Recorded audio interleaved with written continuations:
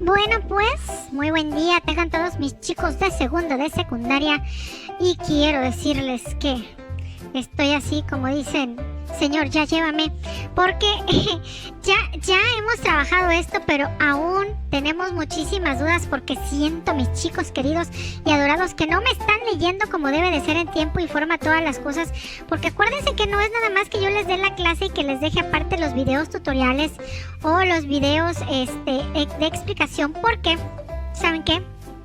Si no hay un repaso constante, o sea, una comprensión de todo esto, entonces es como si yo estuviera dando un discurso a mis 9 perritos que tengo aquí en la casa. Entonces hay que poner mucha atención. Bueno, el tema que estamos desde la semana pasada, porque esto es un video de reforzamiento, es la literatura latinoamericana, o bien también la podemos encontrar en todo caso como el boom latinoamericano, que también está por acá.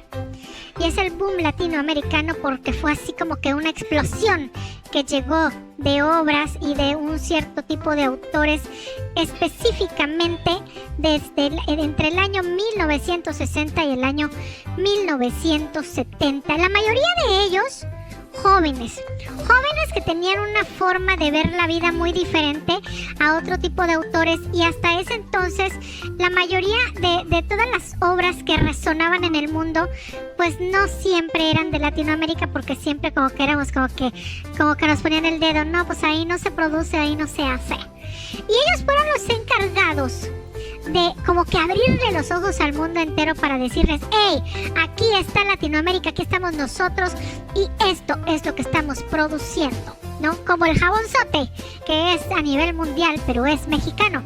Digan lo que digan, nadie nos quita nuestro hermoso jabonzote, jabón de perro. Bueno, entonces, puede ser, cuando nos referimos a literatura latinoamericana o el boom latinoamericano, esto es un movimiento literario. Un movimiento literario se refiere a algo que surgió pudiendo ser en una determinada época, en un determinado lugar, con un determinado estilo o un determinado tipo de escritores o de autores que se caracterizaban por cosas muy similares. Entonces, en este caso, como que se englobaba todo, ¿no? Se englobaba todo. Dentro de esos autores latinoamericanos, pero bueno, vamos a ver primero a qué se refiere Latinoamérica. Latinoamérica obviamente está dentro de nuestro continente americano y se refiere a todos esos países donde sus lenguas se derivan del latín, ya sea el español o el portugués, ¿no? Bueno, ya estamos comenzando como que a aclarar todo el asuntacho. Dentro de estos autores latinoamericanos o del boom latinoamericano, tenemos a Gabriel García Márquez, Carlos Fuentes, Mario Vargas Llosa, Juan Rulfo, Julio Cortázar, Jorge Luis Borges, Juan José Arreola y muchos otros que vamos a ver poquito a poco. Ahora, la literatura latinoamericana o el boom latinoamericano nos muestran la forma de vida que tenemos en Latinoamérica, pero esto nos lleva a todo el mundo. O sea, ya fíjate que allá en Latinoamérica viven de esta forma o de aquella. Ya ven que siempre tenemos como que ciertas costumbres, ciertas cosas que nos proyectan a todo el mundo. Bueno, pues ellos se encargaron de mostrar todas estas cosas para hacer que los países de Latinoamérica, pues como que tuvieran presencia, ¿no? Se caracterizaba por trabajar lo que se le llamaba el realismo mágico. El realismo mágico era la unión entre, digamos, la realidad y la ficción. O sea, hacían ellos como que una mezcla entre una y otra, y ahí surgía el realismo mágico, en el cual trataban de explicar algunos sucesos políticos, económicos y sociales, ¿no? Tenían la expresión del pueblo, era lo que estos autores de esa época utilizaban para poder llevar a cabo sus obras. por ejemplo, se quejaban del gobierno autoritarista, como lo del movimiento 68, lo de la matanza de los estudiantes. Eso es algo que muchos de ellos plasmaron en sus obras y que fue muy importante y que fue parte bueno, pues algo muy importante que sucedió en Latinoamérica, específicamente en nuestro país, en México. Bueno, se caracteriza también por darse casi siempre todas sus historias en espacios urbanos, o sea, en ciudades. No tanto en el campo, sino en las ciudades. Su tiempo narrativo no tiene línea de tiempo. ¿A qué se refiere esto? Bueno, no sé, va a ser un poco difícil que los ubique en una obra literaria, o sea, en un libro. Así que nos vamos a ir a otro tipo de arte que será la cinematografía. No sé si han observado ustedes esas películas en donde vemos, por ejemplo, que primero sale como una persona va caminando solitaria, llorando, ¿no? En la calle, con un portafolio en la mano, y así comienza la historia. Y más adelante podemos ver qué fue lo que sucedió antes de esa escena. Entonces, tenían como que mucha alteración de los tiempos de la historia, o sea, no tenían una línea del tiempo al seguir.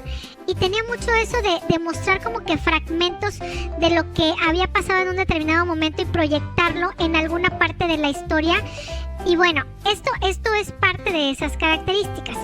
Se decía que la primera obra que había dado inicio a este movimiento era Rayuela, de Julio Cortázar. Pero hay otros que dicen también que no, que fue Mario Vargas Llosa con La ciudad y los perros. Pero como yo no estaba en ese momento, entonces no lo puedo comprobar, y es como la leyenda que se van pasando de generación en generación y al final ya no sabemos quién lo dijo y cómo lo dijo. Entonces, pues bueno, vámonos. También dentro de los temas que se abordaban dentro del boom latinoamericano tenemos la homosexualidad, el clasismo, la política. El clasismo, maestra, ¿qué es el clasismo? El clasismo es las diferencias sociales, cuando hablamos del pobre y del rico, el de la clase media, el que podía, el que no podía, y etcétera. Casi todos sus temas y todos los personajes que mencionaban dentro de la literatura latinoamericana estaban basados en personajes reales. O sea, podía ser que tal vez contaran la historia de un personaje real llevada hacia el realismo mágico, o bien un personaje ficticio que fuera representación de un personaje real. Ahora, hace rato hablábamos acerca de la línea del tiempo, ¿no? También aquí viene lo de la fragmentación de la narración. Podemos ver, por ejemplo, varias perspectivas. Podemos ver cómo, por ejemplo, hablando de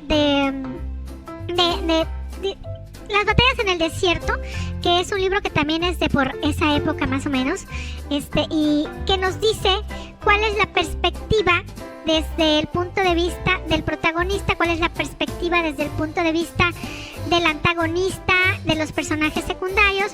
O sea, cómo cada uno de ellos tiene una forma diferente de ver una acción o de ver los sucesos que van aconteciendo dentro de la historia. Este recurso se utiliza muchísimo también en la cinematografía, ¿no? Cuando vemos algunas películas en donde vemos un accidente y el accidente dice, ay, mira, los chocó este carro porque venía a exceso de velocidad, pero cuando vemos el otro carro nos damos cuenta que también el otro venía mal, y así, ¿no? O sea, vemos todo desde diferentes perspectivas. Tenemos la presencia de narradores múltiples. Por ejemplo, podemos ver la mezcla entre el narrador omnisciente, que es el que sabe absolutamente todo de la historia, y el personaje protagonista. Es decir, puede narrar un narrador omnisciente que sabe todo, y puede también narrar simultáneamente el narrador protagonista. Como decíamos hace rato, el boom latinoamericano o la literatura latinoamericana tiene una mezcla entre la ficción y realidad total, lo cual se va a mezclar para que se dé el realismo mágico. Esto es bien importante que lo tengan bien claro, porque es lo que hace la diferencia entre este movimiento y los otros movimientos. El latinoamericano, sí, porque si no se me va. Si ustedes, cuando les digo cuál es una de las características de el boom latinoamericano, no me mencionan el realismo mágico, en realidad están omitiendo casi todo lo que es el boom latinoamericano. Los géneros los cuales abordó el boom latinoamericano o la literatura latinoamericana es la novela y el cuento, de lo cual ya vimos las características desde primer año de secundaria y ya estamos en segundo. Pero bueno, vamos a ver, rapidísimo. La novela tiene una extensión mucho más larga y el cuento más corto. La novela tiene muchos personajes y el cuento gira alrededor de unos cuantos personajes. Aquí tenemos diferentes historias y aquí todo gira en una sola historia. Entonces, imagínense si quisiéramos contar en un cuento toda la vida de todos los personajes, iba a ser muy difícil. Entonces tenemos estas dos líneas para lo que es el boom latinoamericano. Y bueno, mis niños, espero que por favor pongan mucha atención y esto está súper fácil.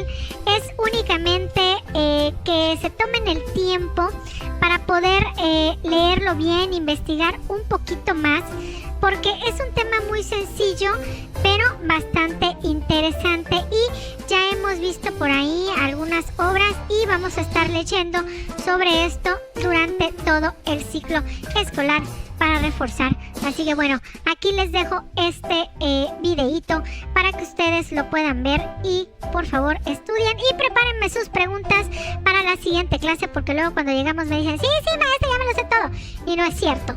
Luego no saben ni lo que les estoy preguntando. Les mando un fuerte abrazo, cuídense mucho y nos vemos en el próximo video.